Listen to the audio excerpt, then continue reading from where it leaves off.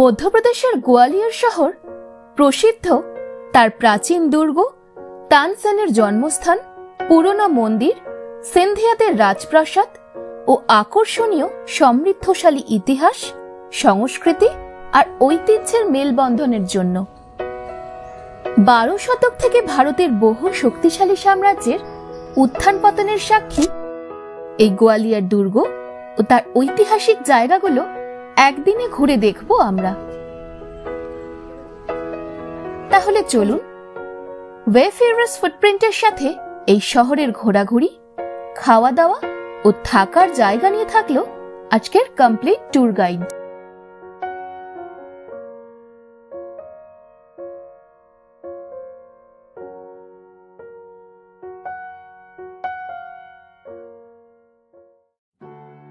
আমরা খাজুরাহ থেকে ট্রেনে গোয়ালিয়র এসেছিলাম, তবে আপনারা কলকাতা থেকে সরাসরি প্লেনেও এখানে আসতে পারেন, অথবা ট্রেনে গোয়ালিয়র সুপারফাস্ট বা হাওড়া চাম্বল এক্সপ্রেসে আসতে পারেন। খাজুরাহ থেকে মাঝরাতে গোয়ালিয়র পৌঁছে একটা রাত আমরা প্ল্যাটফর্মের রিটায়ারিং রুমেই কাটিয়ে দিলাম।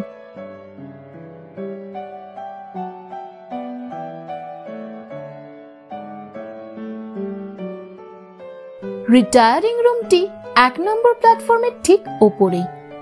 আমরা ডাবল ডিলাক্স রুম নিয়েছিলাম। এছাড়াও লাক্সারি মহারাজা সুইট রুমও পাওয়া যায় এখানে। বেসরকারি সংস্থা পরিচালিত এই রিটায়ারিং রুমের প্রথম অভিজ্ঞতা আমাদের বেশ ভালোই।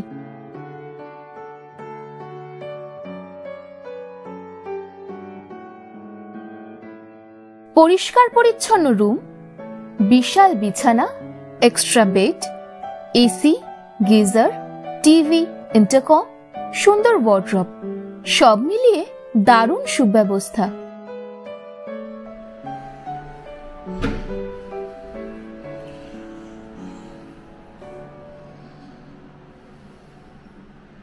ভালো মতন বিশ্রাম নিয়ে সকালে স্টেশনে ব্রেকফাস্ট করে বেরিয়ে পড়লাম। স্টেশনের বাইরে কয়েকটা গাড়িতে দরদাম করে চললাম একদিনে গোয়ালিয়র ঘুরে দেখতে। সিটি অফ কিংস গোয়ালিয়রে প্রথমে এলাম শহরের মাঝে অবস্থিত বাইজাতাল। স্থানীয় লোকজন এখানে মর্নিং ওয়াক সেরে আড্ডা দেন। সন্ধে এর আলোকোজ্জ্বল রূপ আরো মোহময়ী হয়ে ওঠে। চাইলে এখানে 30 টাকায় বোটিংও করা যায়। এরপর আমরা এগিয়ে চললাম গোয়ালিয়র ফোর্ট দেখতে। 75 টাকা এন্ট্রি ফি দিয়ে ভিতরে ঢুকেই প্রথম কাজ ছিল ভালো একজন গাইড সন্ধান করা, যিনি ফোর্টটা ভালো করে সময় নিয়ে আমাদের ঘুরে দেখাবেন। সেই মতো আমরা সঞ্জয়জির সাথে চললাম গোয়ালিয়র ফোর্ট ঘুরতে। কিংবদন্তি অনুসারে খ্রিস্টীয় 4র্থ শতাব্দীতে রাজা সুরজ সেন টাইম নামক এক মারাত্মক ব্যাধিতে আক্রান্ত হন এবং এক সন্ন্যাসী সন্ত গোয়ালিয়াপ্পা তার এই রোগ নিরাময় করেন। সেই ঘটনার জন্য কৃতজ্ঞতা স্বরূপ তিনি তার নামে এই শহরটি প্রতিষ্ঠা করে নাম রাখলেন গোয়ালিয়র।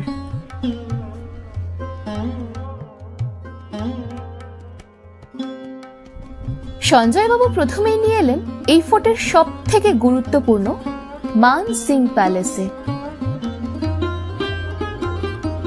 15 শতকে তোমর সাম্রাজ্যের রাজা মান সিং তোমরের নির্মিত এই ফোর্টের দেওয়ালে নকশা করা টার্কোয়াইজ নীল, হলুদ ও সবুজ টাইলসের অপূর্ব সুন্দর কারুকাজে মুগ্ধ হয়ে গেলাম। দেওয়াল জুড়ে কুমির, হাঁস, বাঘ ও গাছের পাতার আকারে নানা রকম নকশা আঁকা। গোয়ালিয়র নানা সময়ের ইতিহাসের সাক্ষ্য আজও বহন করে চলেছে। বিভিন্ন সময় বিভিন্ন রাজারা এই প্রদেশকে শাসন করেছেন। যেমন 1231 সালে ইলতুৎমিশ এই শহর দখল করেন। পরবর্তীতে তোমর বংশের প্রতিষ্ঠাতা বীর সিং গোয়ালিয়র শাসন করেন। 15 থেকে 17 শতকের প্রথমার্ধে মুঘল সাম্রাজ্যের আধিপত্য ছিল গোয়ালিয়রে। কালক্রমে গোহর ও মারাঠারাও রাজত্ব করেন এখানে। 17 শতকের মাঝের সময় থেকে গোয়ালিয়র ছিল সিন্ধিয়াদের অধীনে। সেই সময় সিপাহী বিদ্রোহের অন্যতম পীঠস্থান ছিল এই দুর্গ। 18 শতকের পরবর্তীতে গোয়ালিয়র ব্রিটিশদের হস্তগত হয়।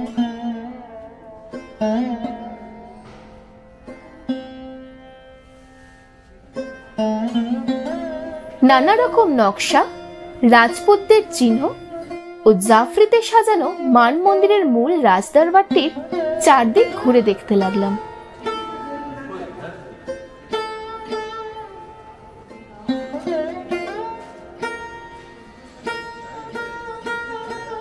মান মন্দিরের প্রতিটি দেওয়াল মনোযোগ দিয়ে দেখিয়ে দিলেন গাইড দাদা।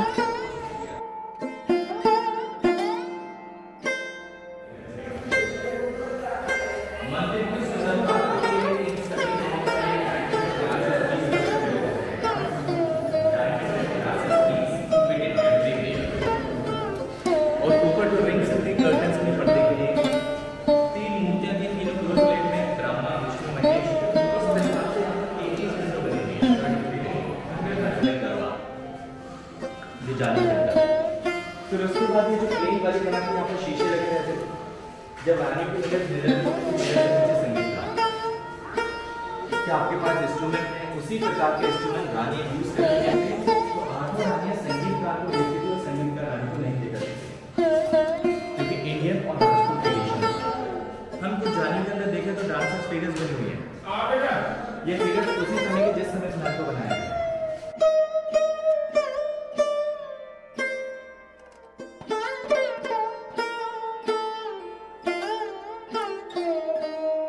কি অপূর্ব সুন্দর কারুকাজ! সৌন্দর্যের নিরিখে আমাদের চোখে যোধপুরের মেহরানগড় ফোর্টের পরই এই গোয়ালিয়র ফোর্ট জায়গা করে নেবে।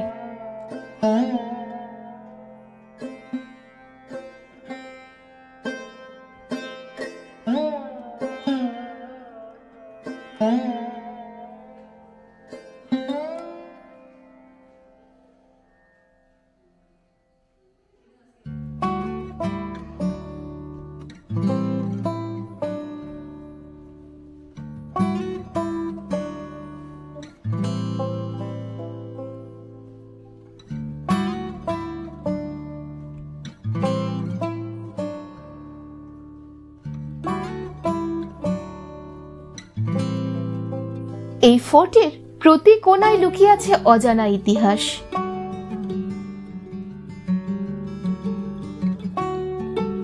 1558 সালে সম্রাট আকবর এই দুর্গ দখল করে দুর্গটিকে কারাগার রূপে পরিবর্তন করেন। তখন উনি তোমরদের বানানো এই দোলনা লাগানো নাচের ঘরেই তার রাজনৈতিক শত্রুদের ফাঁসি কার্যকর করেন।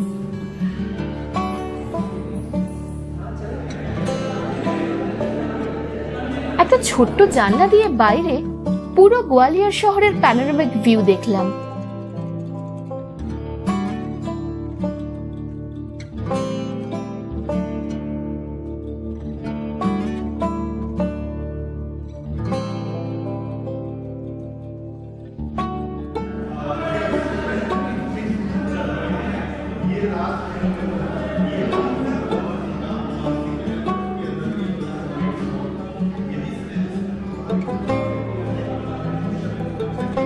এই প্যালেসের নিচের দুটি তলায় যোগাযোগ করতে ওই গর্তগুলোর মধ্যে এক ইন্টারকম ব্যবস্থা করা ছিল।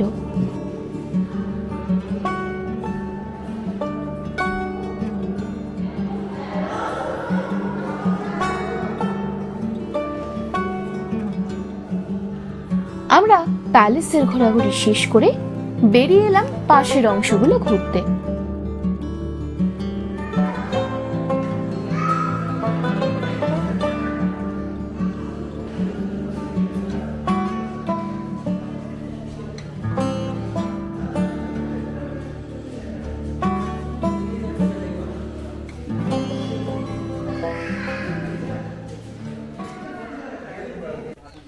Mansingh palace archaeological survey of India বা ASI দ্বারা সংরক্ষিত, আর সামনের অংশটি মধ্যপ্রদেশ ট্যুরিজম অন্তর্ভুক্ত। তাই এখানে যেতে আবার আলাদা টিকিট কাটতে হয়। এই অংশে রয়েছে জাহাঙ্গীর প্যালেস ও তোমর বংশের অনেক রাজাদের রাজমহল, গোহার বংশের রাজার ছাত্রী বা সমাধি, জহরকুণ্ড ও আরো অনেক কিছু। আমরা ঘুরে দেখতে থাকলাম সেগুলো।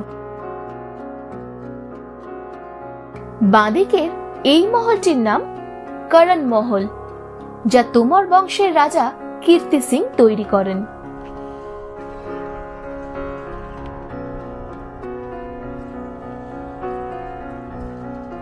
সামনের এই ছত্রি বা ডোম শেপের প্যাভিলিয়নটি গোহার বংশের রাজা ভীম সিং রানার স্মৃতিতে 1756 সালে তৈরি।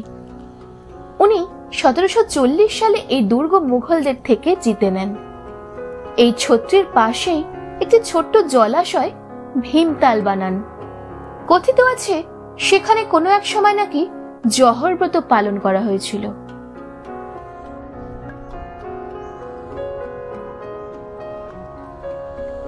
তবে সবকিছুতেই রক্ষণাবেক্ষণের অভাব সুস্পষ্ট।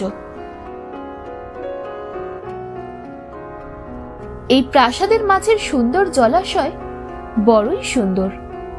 এর চারদিকে ঘিরে রয়েছে অনেকগুলো ঘর। তাদের উপরের ওই ছাতার মতন অংশে আগে তোপধ্বনি ও পতাকা উত্তোলন করতে ব্যবহার করা হতো।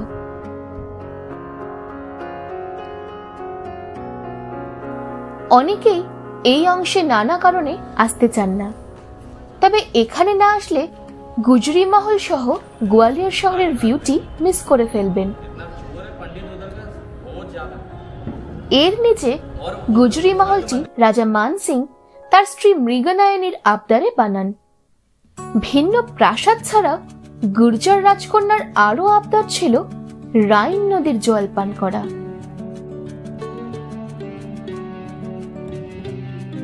এই প্রাসাদের একটি ছোট্ট মন্দিরে 1500 বছর আগেকার দ্বিতীয় পুরাতন জিরো বা শূন্যের ব্যবহার করা পাথর খোদাই করা রয়েছে।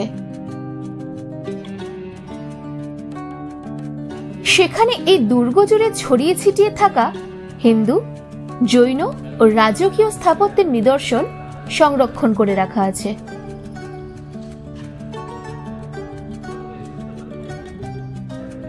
ডান দিকের বিক্রম মহল মান সিংহের বড় ছেলে বিক্রম সিং নির্মাণ করেন। উনি ছিলেন শিবের ভক্ত, তাই এখানে শিবের পুজো হয়।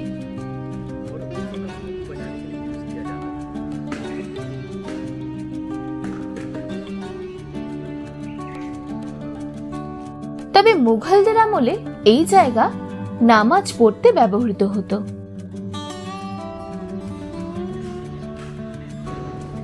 বিক্রম প্যালেস থেকে মানসিং প্যালেসের অন্য একটি আঙ্গিকের ভিউও বিশেষ লক্ষণীয়। তাই ফিরে যাওয়ার আগে এই রঙিন প্রাসাদের পাশে নিজেদের কিছু ছবি তুলে স্মৃতির খাতায় তা জুড়ে নিতে পারেন।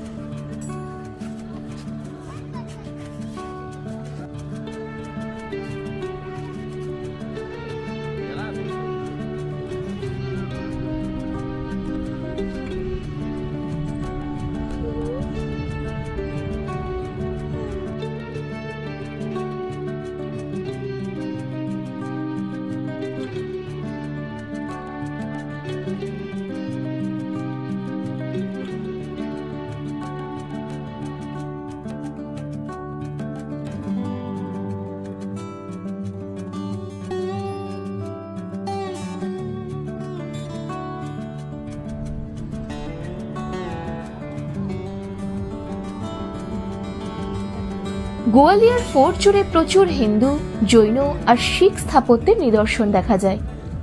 আমরা এরপরই এলাম 1093 সালে কচ্ছপ খাটা সাম্রাজ্যের রাজা মহিপাল নির্মিত সাসবাহু মন্দির দেখতে।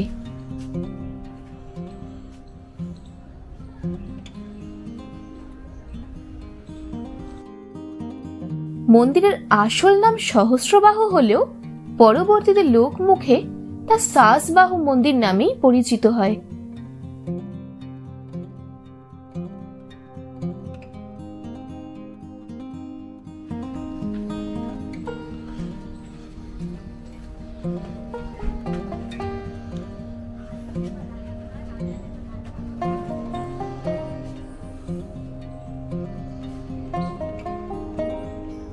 এখানে একই রকম দুটো মন্দির রয়েছে, একটা যদিও আকারে একটু ছোট।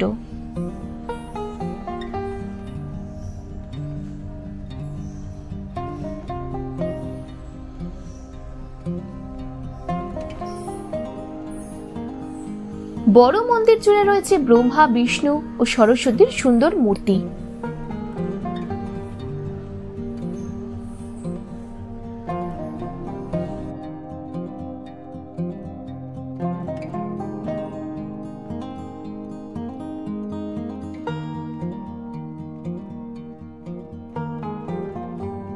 তবে ছোট মন্দিরে একেবারেই কোনো কাজ নেই, প্রায় সবই নষ্ট হয়ে গেছে।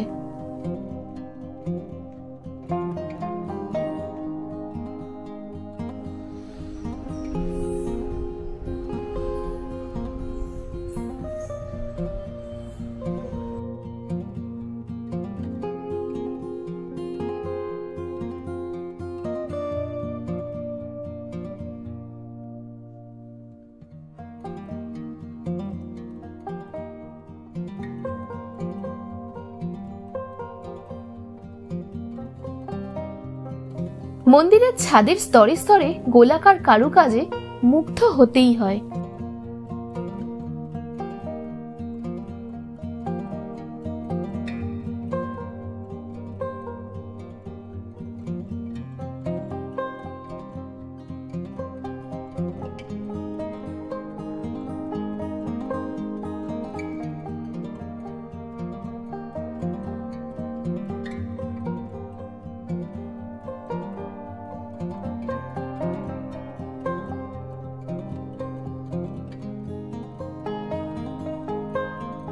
এই দারুণ সুন্দর মন্দির দেখে চললাম আরো এক অনন্য সুন্দর তেলিকা মন্দির দেখতে।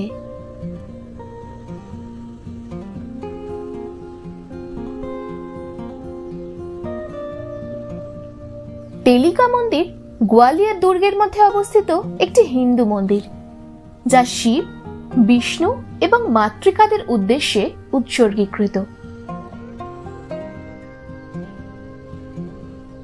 দুপাশে সাজানো বাগানের মাঝখান দিয়ে ভারতের মধ্যভাগে দক্ষিণ ভারতের মন্দিরের আদলে তৈরি একটা মন্দির দেখে খানিকটা অবাকই হলাম।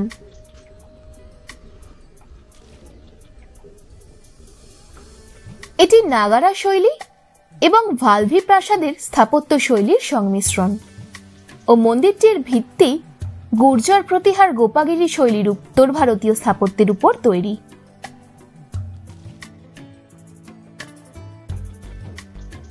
স্থানীয় লোককাহিনী বলে যে মন্দিরটি রাজা, রাজকীয় শ্রেণী বা পুরোহিত শ্রেণীর পরিবর্তে তেল ব্যবসায়ী জাতির দ্বারা নির্মিত, তাই এর নাম তেলিকা মন্দির।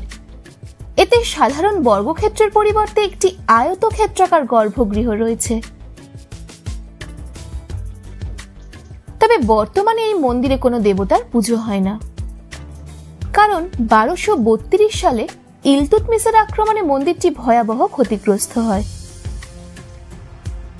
অধিকাংশ ভাস্কর্য নষ্ট হয়ে গেলেও এখনো বেশ কিছু কারুকাজ নজর কাড়া, যেমন নদীর দেবী গঙ্গা ও যমুনার সাথে বালক, বালিকা, হাঁস ও একাধিক ভঙ্গিমায় কিছু যুগলের মূর্তি দেখা যায়। এই দুই জায়গাতে ঢুকতেই আলাদা টিকিট লাগে না। কিছুটা সময় কাটিয়ে আমরা চললাম পরের গন্তব্য গুরুদ্বারা দেখতে।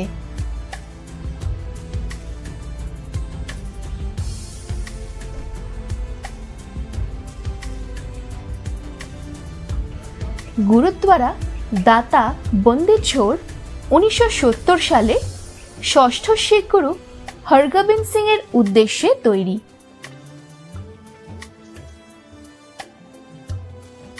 এখানে ছবি তোলায় নিষেধ আছে।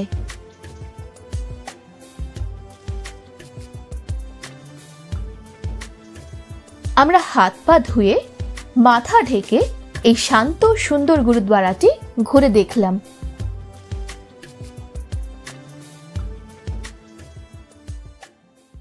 এবারে ফোর্ট চত্বর ছেড়ে নিচে নামতে শুরু করলাম। পথেই সিদ্ধাচল গুহা মন্দিরগুলো দেখলাম। 7ম থেকে 15 শতাব্দীর মাঝে 11টি জৈন মন্দিরের গুহা তৈরি করা হয়েছে। তাদের মধ্যে সব থেকে উচ্চতমটি আদিনাথের, প্রায় 58 ফুট 4 ইঞ্চি। এই দুর্গের 5টি ভাগে প্রায় 840টি মূর্তি দেখা যায়। এছাড়াও পাশের গোপাচাল পাহাড়ে আরো 1500টি মূর্তি দেখা যায়।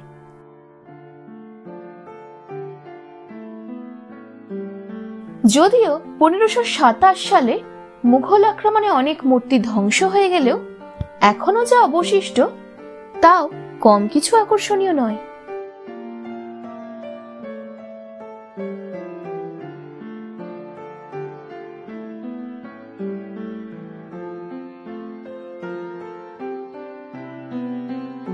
গোয়ালিয়রে প্রখ্যাত সঙ্গীত শিল্পী তানসেন জন্মগ্রহণ করেন। যদিও আমরা সময়ের অভাবে ওনার সমাধি দেখতে পারিনি। প্রত্যেক বছর ডিসেম্বর মাসের মাঝামাঝি সময়ে 4 থেকে 5 দিন ব্যাপী ওনার স্মরণে এক সঙ্গীত উৎসবের আয়োজন করা হয় গোয়ালিয়রে। এছাড়াও সেদিন দশমী ছিল বলে দুর্দান্ত সিনথিয়া প্যালেস মিউজিয়ামে আমরা ঢুকতে পারিনি। তবে সেখানে ছবি তোলা না গেলেও আপনারা অবশ্যই সেটা ঘুরে দেখবেন।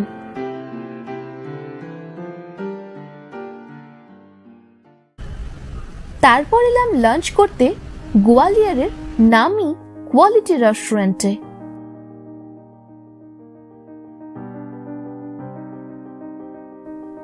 দশমীর দুপুরে সপরিবারে সবাই লাঞ্চ করতে এসেছে।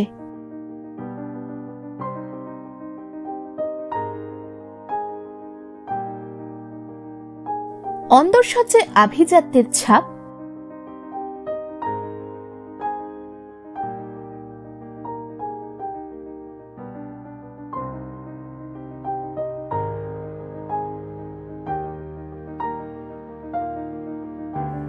আমরা নিয়েছিলাম ওনাদের স্পেশাল মালাই কাবাব,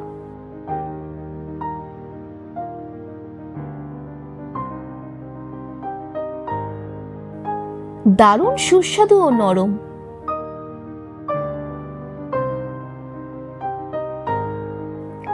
তারপর এলো বহু প্রতীক্ষিত মাটন হান্ডি বিরিয়ানি।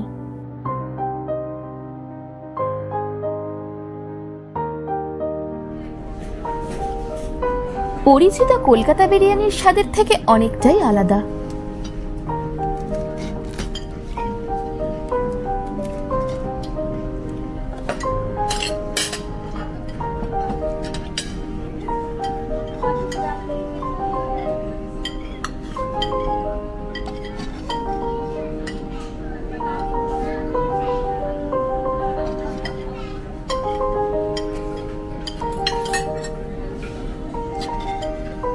স্বাদে দুর্দান্ত, আমাদের দারুণ পছন্দ হয়েছিল।